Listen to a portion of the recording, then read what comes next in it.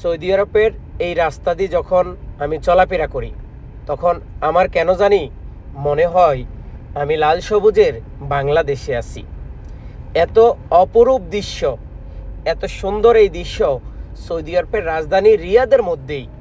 হয়তো অনেকেই জানেন না, চারপাশে এত সবুজ, মানে গাছগুলা এত সুন্দর করে বেড়ে উঠেছে, মনে হয় কেউ ডিস্টার্ব করে না, মনে হয় কেউ তাদের আঘাত করে না।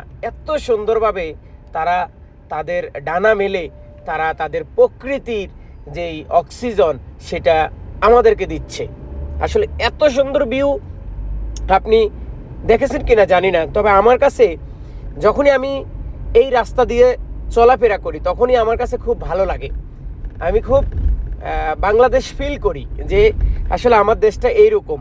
কিন্তু এই বিদেশের পাথরে মরুভূমিতে আসি, আসলে এইরকম ফিল নেওয়ার আর কোনো সুযোগ নাই।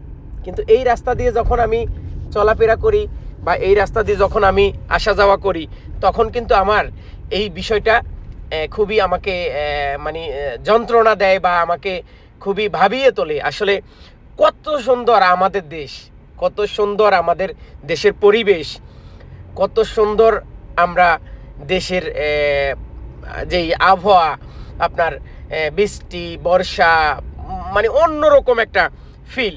অথচ এমন একটা দেশে আছি যখন শীত তখন শীত, যখন গরম তখন গরম, কিন্তু বৃষ্টি মাঝে মধ্যে আসে, কিন্তু সেই বৃষ্টির জন্য আমাদেরকে অনেক সময় ধরে, লম্বা সময় ধরে অপেক্ষা করতে হয়।